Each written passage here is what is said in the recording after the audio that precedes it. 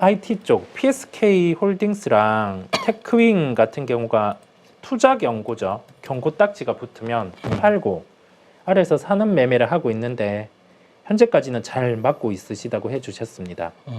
이게 유효한 매매 방법인지 아니면 우연인지 물어봐 주셨거든요. 스스로에게 의심이 들어서 문의를 남긴다고 해주셨어요. 경고가 붙으면 신용 미수 물량이 일단 팔아서 이런 현상이 생기는 건지 궁금하다고 물어봐 주셨습니다. 일단 두 종목의 특징이 있죠. PSK 홀딩스하고 그 좀 전에 테크윙하고 두 종목의 특징은 우상향 신고가 흐름을 계속 이어가고 있는 종목이라는 거. 그러면 이제 주가가 올라가다 보면 투자 경고 종목 지정 예고됐다가 지정됐다가 또 풀렸다가 이렇게 하고 있습니다. 또 많이 올라오면 또 지정이 붙고. 근데 이게 그 투자 경고나 투자 주의나 이런 것들 붙으면 이제 미수나 신용 쓸 수가 없게 되잖아요. 그죠? 그렇게 되면 기존에 이만큼 들어올 수 있는 수급이 신용과 미수가 안 되면 오히려 되는 것들을 선호하는 사람들이 있거든요. 미수 신용 쓰지 마세요 이렇게 하시는 사람들도 있지만 저 같은 경우는 뭐 미수도 쓰고 미수 동결되면 신용 씁니다. 그죠? 그래서 레버리지를 적극 활용하는데 그게 이제 막히면 이런 종목들보다는 오히려 다른 종목들, 신용이 더 써지는 종목들이나 미수가 써지는 종목들을 선호를 하거든요.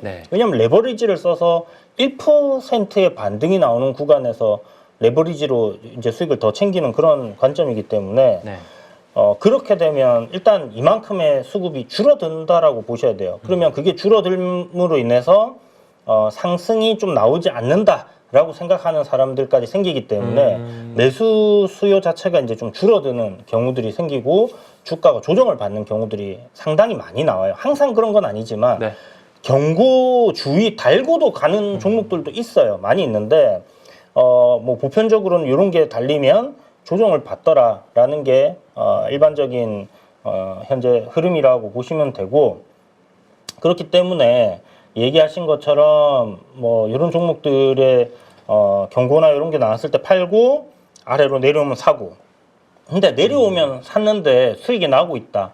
그러니까 위에서 팔고 밑에서 사고 또 올라가면 위에서 팔고 밑에서 사고 이걸 하는데 수익이 자꾸 나오고 있는데 내가 이거 우연히 되는 건가 아니면 이게 제대로 맞는 건가 이거잖아요. 근데 저는 여기서 이게 투자 주의 경고 이게 뭐 하나의 어떤 뭐 매매 포인트로 그렇게 활용을 하는 게 나쁘지는 않다라고 생각하는데 그것보다 더 중요한 거는 뭐냐면 이 두 종목이 우상향을 하고 있기 때문에 맞아 떨어지는 겁니다. 이게 내려와서 샀는데 그때부터 계속 흘러내린다 생각해 보세요. 추세가 꺾여버린다 생각해 보세요. 그러면 내려가고 있는 추세가 하락인 종목에서 이렇게 그걸 똑같은 방식으로 하려고 하면요. 물론 뭐 하락인 종목에 경고나 주의가 안 붙겠지만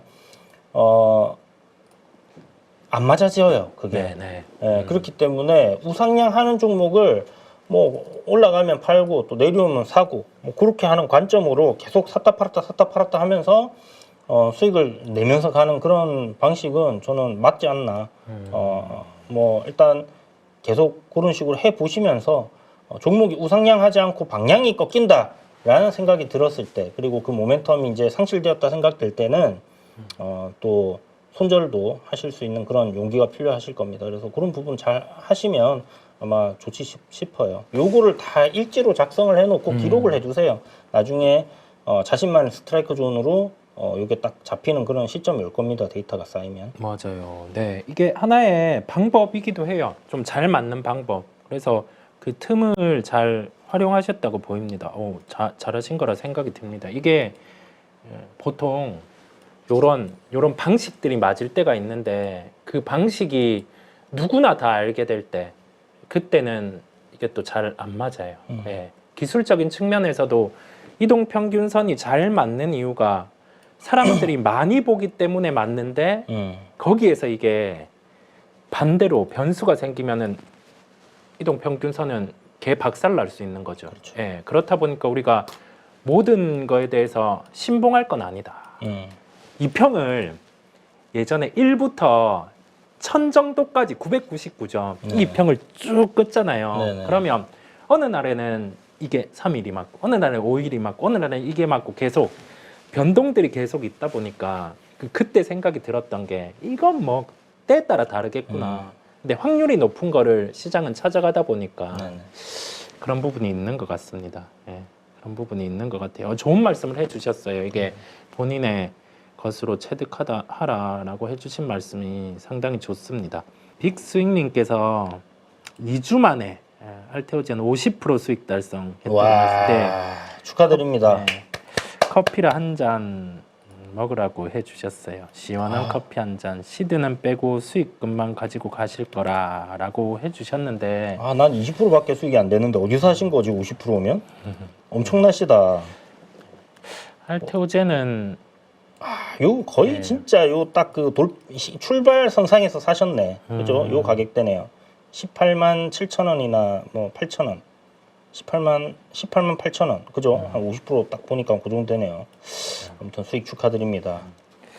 알테오젠은 지금 주가가 시작된 게 2월 21일 이때였어요. 이때 우리가 SC 제형 같은 경우가 키트루다 쪽 계약이 나오면서 시작이 됐고요. 그러면서 주가는 그 10만 원대, 20만 원대까지 올라왔었어요. 박스권인데 지금 올라가는 이유는 그 SC 제형에 대해서 최근에 학회에서 한번 강조한 부분, 그다음에 이 매출 규모만큼 키트루다에서 나가는 만큼의 이 복사 붙여넣기 규모가 또 하나의 매출로 나올 수 있는 요인이 있어요. 그게 곧 나오는 부분, 뭐 거기에 더해져서 뭐 테르카제 이런 부분까지 있거든요. 그러면 우리가 생각하는 부분보다 눈으로 보이는 실적이 여기에서 2배 반 정도가 기본으로 더 나올 수가 있습니다. 그렇다 보니까 뭐 추세적으로 상승이 이어가고 있고, 그 다음에 눈으로 보이는 실적의 가능성들도 지금의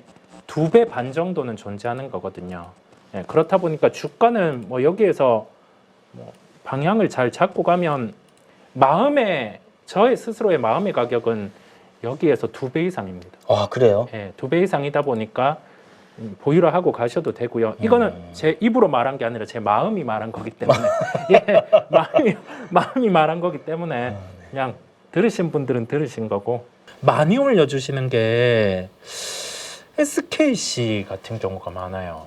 SKC 이게 종목 이것도 신고가 흐름이거든요. 그렇죠. 예, 어떻게 보시는지.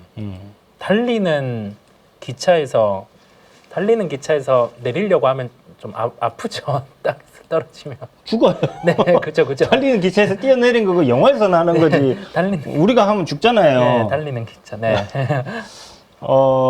일단 저는 굉장히 긍정적으로 보고 있는 종목이란 거 다들 알고 계실 거고, 일단 신고가 영역인데 요 앞에 보시는 것처럼 요런 어떤 그 전고점 저항자리 이런 구간에서의 왔다 갔다 하다가 돌파를 하는 그 흐름을 좀 캐치를 해서 매매를 했으면 좋았을 것 같고, 지금 구간에서 저는 요거는 기다리고 있어요. 오늘이 음봉으로 지금 음봉으로 조정이 나오는데 보면 1.89% 거래 대금이 확 줄어버렸습니다. 어제 시세 나온 거에 비해서. 그죠?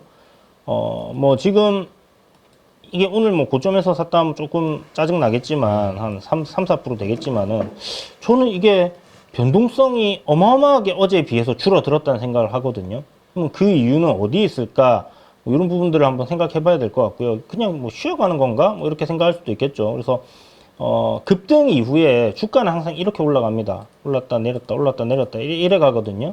요번에 이 종목이 움직일 때도 올랐다가 내렸다가 또 올랐다가 뭐 내렸다가 뭐 올랐다가 이렇게 하는 거예요. 그럼 여기서도 또 내렸다가 추세가 안 꺾이면 어떻게 되겠습니까? 계속 올라가는 그림 되겠죠. 그러면 요 내려왔다가 저점을 잡고 다시 올리려고 하는 그런 그림이 만들어질 때 공략을 해보면 되지 않을까요? 맞아요. 너무 쉽게 얘기하는 것처럼 여러분들 들릴 수 있겠지만 이게 굉장히 좀 핵심적인 내용입니다. 이게 일봉을 보면 사실 어렵지만 우리가 뭐 분봉을 놓고 이렇게 보면 이렇게 조정 받던 게 다시 올라가는 흐름이 나와요. 그럼 올라가는 그림이 만들어졌을 때 어떻게 뭐 저점 매수를 해본다든지 눌림을 한다든지 돌파를 한다든지 그런 식으로 해서 가는 겁니다. 지금 또 여기서 조정이 나오면 어디까지 조정 나올지 미래의 일이니까 누구도 알 수가 없는 겁니다. 그냥 그죠. 네. 뭐 우리가 짐작을 해서 요 상승폭의 절반 정도 왔을 때부터 요게 저점을 잡는지 뭐 한 주 정도 사놓고 관찰을 한다든지 아니면 기준봉 하단까지 내려와서 돌릴 수도 있는 거고요. 뭐 아니면 오늘 이렇게 쉬어놓고 내일 아침부터 올려갖고 급등이 또 나올 수도 있는 거예요. 그러니까 일단은 중요한 건 여기서 방향이 상승으로 추세가 만들어져 있다라는 거. 그다음 두 번째는 앞에 보이는 이런 저항 구간을 여기가 저항이거든요. 여기가 왜 저항이겠어요? 이거 저항인 거 모르는 사람 1번 한번 눌러보세요. 궁금하다. 이런 거 모르는 사람들도 있을까 하는 생각이 드는데 여기가 저항인 거 혹시 나 진짜 모른다. 1번 한번 눌러보세요. 여기. SKC가 2022년도에 4월, 5월, 6월, 7월에 요 고점 자리가 저항이라는 걸 모르시는 분들 1번 한번 남겨보세요. 아무튼 뭐 이게 영상이 좀 딜레이가 있으니까 남기실 건데 이런 저항을 돌파를 한 이후에 쉬어가는 뭐 그런 그림이다. 이렇게 보시면 될 것 같습니다. 그게 어디까지 쉬어가느냐? 그건 알 수가 없죠. 그래서 내릴 때 사지 말고 쉬어가는 구간의 조정을 마무리하고 돌리는 시점 그때 사보면 좋지 않겠나 그렇게 보여집니다. 저는 SKC가 여기 신고가 한번 넘길 것 같다는 생각을 하거든요. 물론 뭐 말도 안 되는 소리 이렇게 생각하실 수도 있겠지만 아마 요 부분까지 20만 원 부분까지는 한번 갈 것 같아요. 이 유리판이라는 모멘텀하고 뭐 또 SK 그룹의 뭐 SK 올라가는 뭐 그런 모멘텀하고 해서 뭐 좀 움직이지 않겠나 싶습니다. 네. IT 쪽 제가 이 봐오던 종목들을 물어봐 주시는데 한번 제가 두 종목 짚고 가 볼게요. 두 종목. TFE 같은 경우 어떻게 TFE랑 두산 테스나예요. TFE 같은 경우는 자, 이오 테크닉스까지 한번 볼게요. 주가는 지금 여기에서 쉬고 있죠. 누워서 쉬고 있습니다. 예, 다른 종목이랑 다르게 누워서 쉬고 있는데 왜 지금 누워서 쉬냐라고 하면 이쪽이 다른 소켓 기업들 리노공업, ISC, 뭐 TSE 이쪽보다 못한 건 없어요. 못한 건 없는데 지금 앞에서 삼성전자 같은 경우가 실적은 잘 나옵니다. 낸드, D램 관련해서 실적은 잘 나오는데 TFE 주가가 움직이려면 뭐가 필요하냐면 삼성의 HBM3 진행입니다. 예. 이게 진행되는 단계에서 TFE 같은 경우도 같이 주가가 올라올 수 있을 거라 보고요.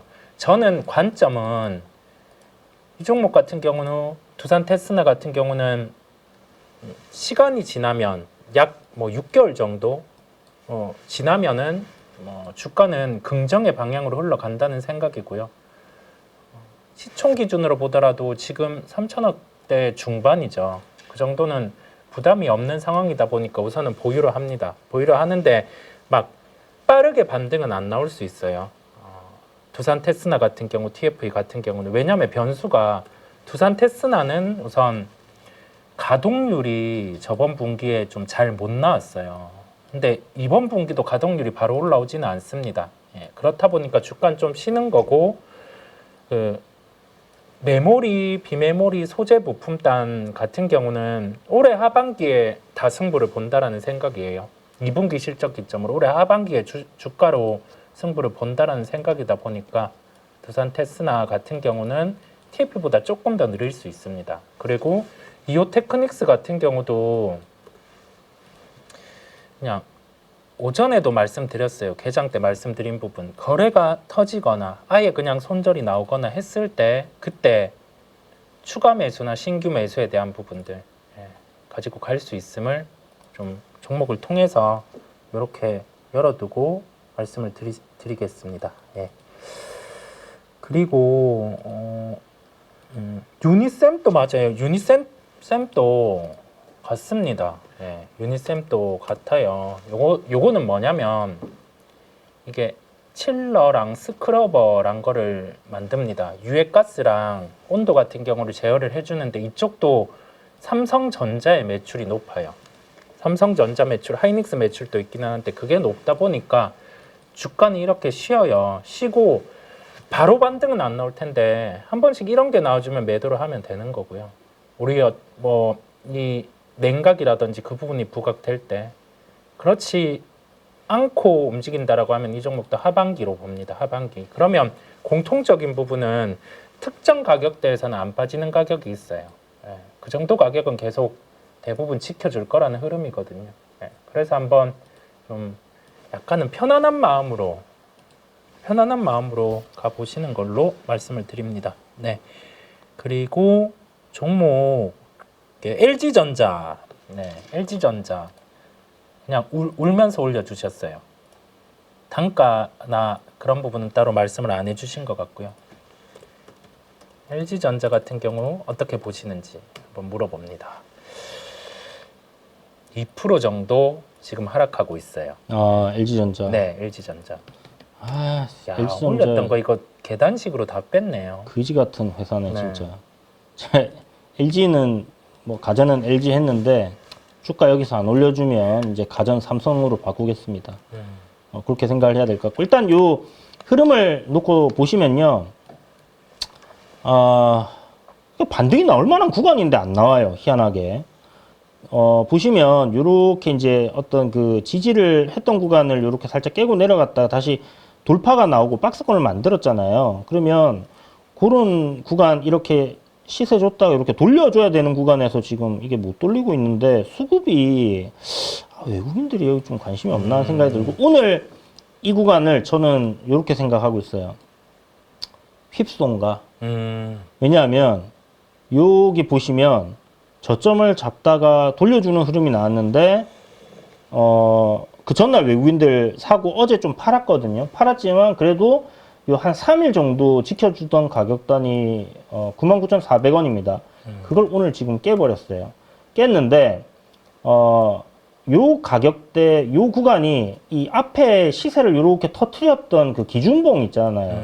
기준봉이 거의 뭐 저점 구간입니다. 이렇게 이제 박스권 돌파했던 구간이거든요. 그래서 여기를 지켜낸다면 한번 들어올릴 수 있는데 요 구간을 지금 살짝 이탈시킨 거.